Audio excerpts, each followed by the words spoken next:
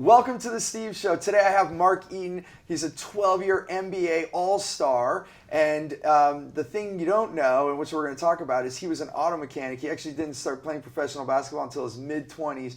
And the whole point of this, and why I wanted Mark on here, is that we can make choices in our life, and we can actually make them at any point in our life and make a big change.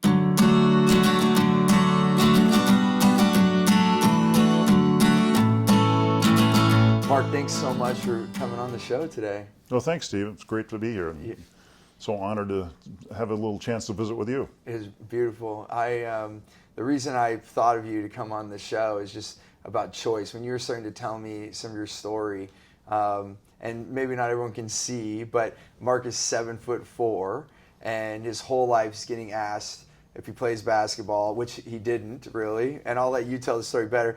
But he was actually an auto mechanic, and it was later in life, not like you hear the NBA stories now. It's like kids coming out of high school, they already know they're going to make it. He wasn't until his mid-20s that he went for it. So maybe, and I think where we're going to go with this is like just about the choices we have in life, but maybe if you can tell a little of your story and how, I'm interested in like what made the choice for you to like know, hey, I could do something different in my life, you know? Well, briefly, when I grew up in Southern California, I played sports like everybody else did, but I really wasn't that good at any one of them. And basketball in particular, I was really terrible at. And after high school, I decided, well, this isn't going anywhere. I sat on the end of the bench and never played. No colleges were looking at me. I was kind of this gangly kid. And I decided to go to trade school to be an auto mechanic because I'd grown up in that kind of environment with my father being a marine diesel mechanic. And so I did that, and when I was after completing trade school, I was working in a tire store in Southern California doing brake jobs, tune-ups, front ends, whatever else came through the door. And people would always come in and say, why aren't you playing basketball? Why aren't you playing for the Lakers? And I'd really be offended by that because I didn't run around telling everybody else what they should be doing with their life, right? So why are you getting in my business? Right. But when you're 7'4", people are going to talk about it. Right. And after a couple of years there, a gentleman walked in who happened to be a junior college coach right down the street from the tire store. And he said, I can show you some things about basketball you don't know. Now, it took him a long time to get me to even consider thinking about it. So this is like a repeat customer. It was like a repeat customer. He just kept coming back and coming back because everybody told me what I should be doing, and I didn't want to hear it. Like, I just want to live my life, like, go away. Right. And I was rather snotty about it. Right. But he said, look, just come out with me for a half an hour one day. Let me show you what I can teach you, and if you don't like what you see, I'll leave you alone. And so he took me out, and he showed me some very basic basketball moves that I could do as a big guy that I'd never seen before, never considered. And also at the same time said, if you want to start to try this, I will be here for you every afternoon and take you out after work, and we'll go work for a little bit and try it out, and we can just see how it goes. And I think that part meant as much or more to me than the actual technology of learning how to be a better, do things on a basketball court that I didn't know. The fact that he didn't want anything from me, he was just willing to help because he had some knowledge about the game of basketball that I didn't have, and he wanted to share that. Wow. So we started working out in the evenings, and over a period of about 4 months, I decided to give basketball another try at age 21. Wow. And this assistant coach worked with me every night. He'd get me up in the morning at 6 before I'd go to work, and we'd run for an hour. And he started slowly getting me into being some kind of a shape of an athlete. Wow. And so I ended up going back to junior college for 2 years. And things went pretty well there, and I kept my job as a mechanic, and then when that got to be a little tough to try and be a mechanic and a basketball player, I switched. I sold cars, I was a bouncer, and got through those 2 years of junior college, and then went to UCLA for 2 years. Didn't go well there, sat on the end of the bench, thought my career was over once again, and but I had an interaction with Wilt Chamberlain one afternoon at the gym there, who helped me really focus in on the one thing that I could do well as a basketball player. And I continued to focus on that, and then got a chance to try out for a couple of NBA teams and turned it into a 12-year career. Wow. So was it and thanks for sharing this. It's just, part of it I was like giggling because it's the thing, sometimes, when you hear people's lives, you're like, oh wow, this is like a story for a movie, but then it's the real life stuff that actually people think are unbelievable, and I appreciate, first just want to thank you for sharing your story and being open to share how your feelings were at that time and then moving forward. But I guess I'm curious too, well, the first question, just a simple one, how many tryouts did you do? It probably wasn't the first one that you went to, or was it? Did it? In terms of going to the NBA? Yeah. What we did is that, first of all, I continued to work. Like, I knew that I had to improve myself as an athlete and as a player, even if I wasn't playing in the games. And so my junior college coach said, look, if you're not going to play in the games at UCLA, you're going to have to make the practices your games. You're going to have to be the first guy there and the last one to leave, right? Wow, yeah. So I continued to work, and then at the end of that time, we thought, well, who would give me the best chance of a tryout? Well, we decided to look at the worst teams in the NBA because they're struggling, they're looking to change, they're probably the best opportunity for someone to say, well, I never heard of this guy, but I'll give him a chance. Right. And so the Utah Jazz at that point in time were one of the last teams statistically in the NBA, and we called them on the phone and asked them for a tryout. Okay. And the coach and general manager had never heard of me, but he said, well, send me some tape, which was a very brief highlight of me taking on and off my warm-ups at UCLA. And he came out and watched me play in a summer league in Southern California. And he saw just enough to where he said, look, if you come to our training camp a month early, get on our weight training program, work with our coaches, I'll give you a chance to play for 1 year.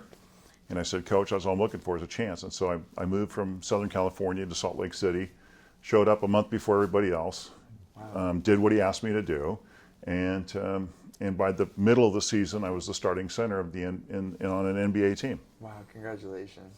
When I hear in my head when I talk to a lot of people is like, I always say there's 3 things you need to have change your life. 1, you have to want change or want more. 2, you have to be willing to take action, and 3, you have to be coachable. And that's the one that I keep hearing. You're like, you did that, you did all 3 of those, and now you had what you wanted. Yeah, and I think when I look back on it, that junior college coach that walked into my tire store piqued an interest within me. Like, I knew within me that there was something else I should be doing. I didn't know what it was. Right. I mean, I'm 19, 20 years old. Like, I'm just wandering around. But I knew there was something else out there. And when he met me and started working with me, I didn't know if it was going to be basketball. But I said, you know what, let's give it a try. Let's see what happens. And I was willing to kind of follow through, even when I had not much success at the beginning, and it was rough physically, trying to learn how to be an athlete. And then all the things that comes with it from being 7'4", like, instantly people start talking about you. Those were challenges, but the fact that he was willing to be there and help me was a big factor, and I decided, all right, let's just see where this could go. Wow, yeah. So that just him being there. So because that's what I was going to ask. If we zoom in and look at it, the thing that made the biggest transition was just the belief that he had that he could give you. You think, like, if it was a combination of the belief that he had in me and something intuitively within myself that said, you ought to give this a try. Go do it. Right? Just don't just turn down the opportunity just because you're mad about everybody coming in and telling you should be a basketball player. Right. And so that connection that he created with me just spurred something inside of me and said, okay, well, I'll give it a try for a little while. I'll try it for a year and see what happens. Right.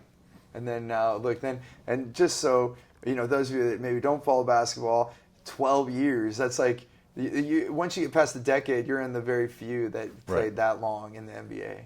And then I think, I forget the number of blocks, but you still hold the record for the most blocks in the NBA. Is that right? Yeah, in a single season, I broke an NBA record based on the advice that Wilt Chamberlain had given me, where he said, stop running around trying to chase all the little quicker players, but park your rear end underneath the basket, stop players from getting there. Like, that's something you could be really good at. Right. And I turned that one little 5-minute conversation into a 12-year career and becoming an all-star and other things. Because I was coachable. I did heed that advice, and again, it was like this little light bulb went off of wow, of all the things out there in the basketball court that you can do, like, here's something I could be really, really good at, and I could help my team at the same time. So it was a winning combination. Defense is like a big winner in basketball, or almost a lot of sports. That in that orientation, like soccer or hockey, like if you stop goals, but obviously you have to make other goals. But if you're, that is a huge thing. And even me, just nearly 6'3", and I remember that was kind of my position because I wasn't the best shooter, you know, and so just to post up and try to stop as many people as I could, Right. and pass, stop, pass, Right. stop, pass. Right. Then Right. you know, then I was okay. Yeah, yeah, and it's the little nuances of the game like that. They're not sexy. They just have to be done. There's fundamentals to everything that just have to work. And if you're willing to do some of those things, you know, the quote unquote dirty work, well, it can pay off. I wasn't the greatest shooter, the fastest runner, or anything like that, but I had one thing I could do well, and it helped my team win. Right, that's it. And you're following your strength, which is so. You know, we just recorded another episode before you for the show, and we were talking about doing what you do really well. There's a lot of people in the world that focus on their weaknesses, Right. and they work on that so long, and so it's beautiful that you did that. Yeah, and that's what I talked about in my presentation about knowing your job and focusing on that one thing you're excellent at. And if you don't know what it is, maybe you should go ask like 3 or 4 other people to get some feedback about that. Right. Because I think a lot of us are trying to do everything, and I always make the point that there's just one thing you can be really great at, and your job is to find that and do more of it. Yeah, that's it. That's it. And then life, it's you know, what I kind of say is like being on the rails. Like, we all have this purpose that's inside of us, and your heart will tell you. Like, you'll know. That's part of that thing that you said, you know what, I should give this a try. Your heart, your being was saying, go, and then you listen to it. Because some people, we say, oh no, and we'll dormant that. You're getting that strong yes, but we're like, no, no, no, for all these reasons. And we can talk ourselves out of anything, or talk ourselves into anything. Right, and by talking yourself out of it, you just create more pain. Right. And eventually, I think if the impulse is strong enough, the pain will get so great, you'll be like, okay, I acquiesce. I'm going to try it. I'm going to see what happens. And then it's amazing the relief you feel. Even if you suck at it initially, you at least did it. Yeah, and you know, I kind of look at life sometimes as it nudges us a little bit, Yeah. and then we don't listen, and then it slaps us. Right. And that's probably where that pain could come in. So now 12-year career, and then now what? Then what happens in life for you? What's You know, I did basketball for 16 years. That was my whole life, and I focused heavily on that. And when I retired, it was like somebody handed me the menu and said, "Well, here you go. Good luck." So it was hard to figure out what to do next. And I ran youth programs for a while. I did some broadcasting for a while. I've been in the restaurant business for a long time, and but the story of the people that helped me along the way, and my unusual story of being how I became a basketball player, just became more and more important to me. And that all those people that helped me along the way, my coaches, gave me great gifts. And I really think my job as a speaker is to get out and share those gifts with other people, because they helped me, and my job is now to help you. Maybe see your opportunities, your life through a slightly different lens that piques something or creates that need to get out and take that action step that's going to help you propel your life forward. It is a wonderful thing, like, you know, all those things you took in with all the coaches you had, and now to have that knowledge and be able to now use that as a gift to the world. Now you're taking all those things that you learned and spreading it to other people. Yeah, I think as you go through your life, things happen to you, and you don't necessarily think they're that special at the moment. Like some guy walking into my tire store to teach me how to play basketball. Right. But later on, life-changing. Yeah, life-changing, life-altering experiences. But later on, as you go through life, you start looking back and saying, "Wow, I can't believe that really happened." Right. And the ups as well as the downs, that all of them shape us, and that's how helps us become who we are. But be able to give those to other people, like I learned from other people about paying attention to those times and taking advantage of those opportunities, I think is critical to success. And I think a lot of people sit around lamenting that they don't have the opportunities or things aren't coming along when they're simply not looking for them, or they're not open to them happening simply because of their mindset. Right. Well, it's one thing about when you're stuck in the thing of like what's not happening. That's why my tagline is choose gratitude, because when we're actually in it and we're like, this isn't happening, that's not working, then no wonder we're not seeing the next step or moving forward or seeing the opportunity, because we're kind of in our own disgruntledness. Yeah, and I like the way you talk about just getting up and making your gratitude list, or spending a few minutes thinking about the gratitude of what you've been given and things you're grateful for. I think helps erase that mindset.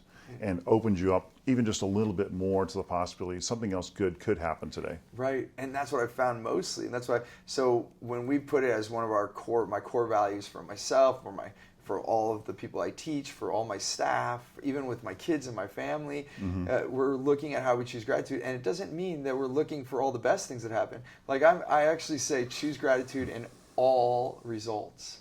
And that means like anything. So that could be like a thing that didn't go well. Right. And then I'm like, okay, and I actually have to ask myself, how can I be grateful for this?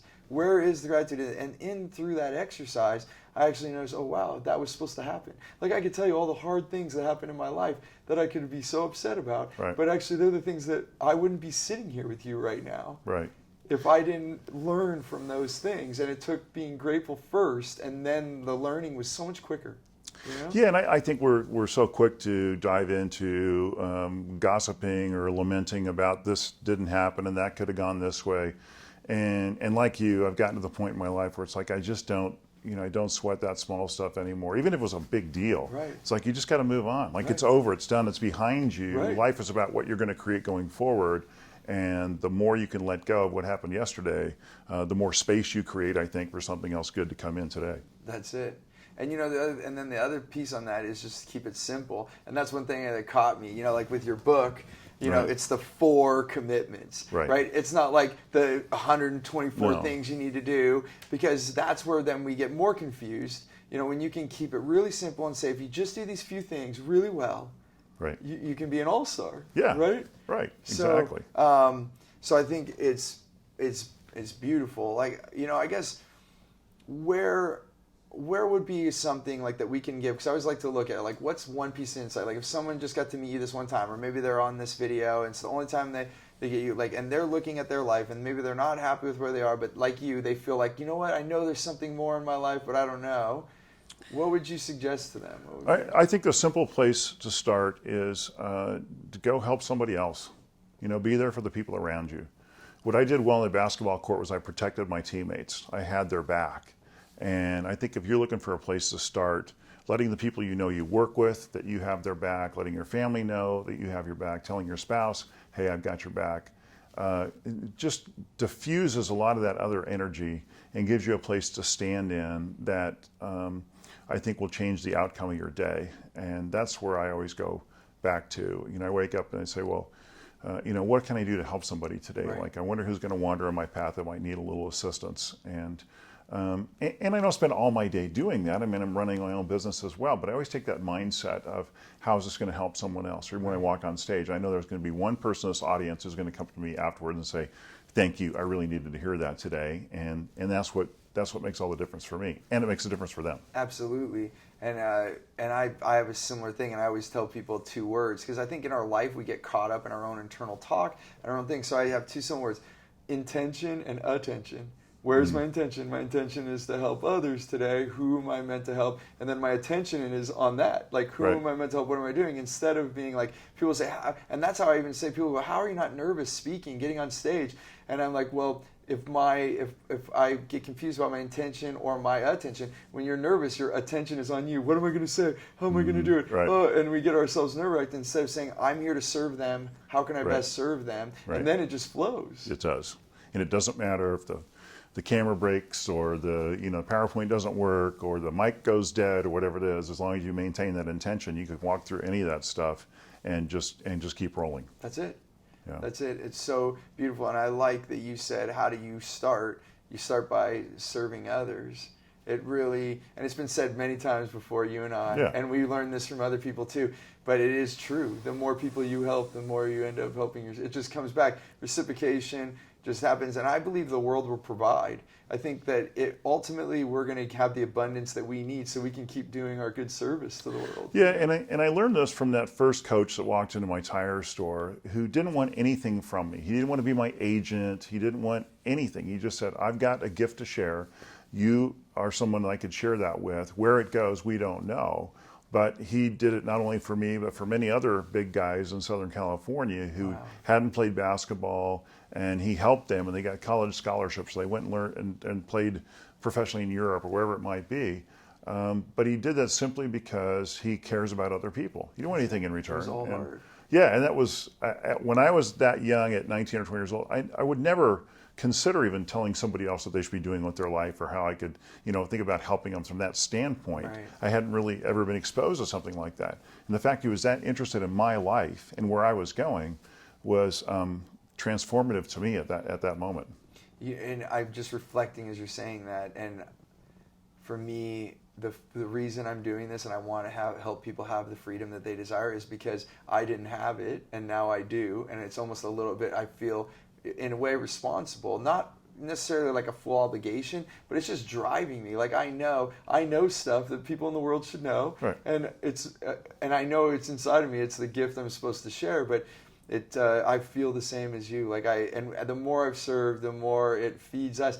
People think when you give that it's taking something from you. There's people that feel that way, right. But actually, if you really think about it, if we actually all thought about it, when you give something to someone and you see their face, it's like the best thing in the world. Like I remember the first holiday that I could afford to buy gifts for everyone. It's just a simple thing, right. but just it was my best holiday in my whole life. Right. Yeah, and I think if you give without that expectation that well, I'm waiting to see what comes back, you're missing the boat. If you just give, and you don't have to kill yourself doing it, but just simply what comes along during the day, it just creates this little energy vortex that I think just keeps on going. It's beautiful. It's beautiful. I'm so thankful we got to chat, and me too. I guess I just want to say keep being you, brother, and keep sharing your story. And it's amazing how it doesn't matter what number of people we help either, because it's going to ripple out. They're going to see what you're doing, and then they're going to go help more people, and they're going to go. And I used to think one man can't make a difference in the world, and that's not the case. Yeah, you really can. It's the pebble in the pond metaphor, right? It is. So. Yeah. It's beautiful. So thank you so much. And are you active? Like if we put a link with the show, like if absolutely. Get in touch with you? Okay, beautiful. So if my wife will be all over that. Awesome. Yeah. So basically, if you have questions or you want to know more, please share in the comments. I love to hear it, and even helps me guide me to what other episodes I should do next, or if I should have Mark back on because we have so many more questions. We can have an encore episode. So we'll see what comes of it. If you love this, please subscribe. And as always, remember, choose gratitude and create freedom.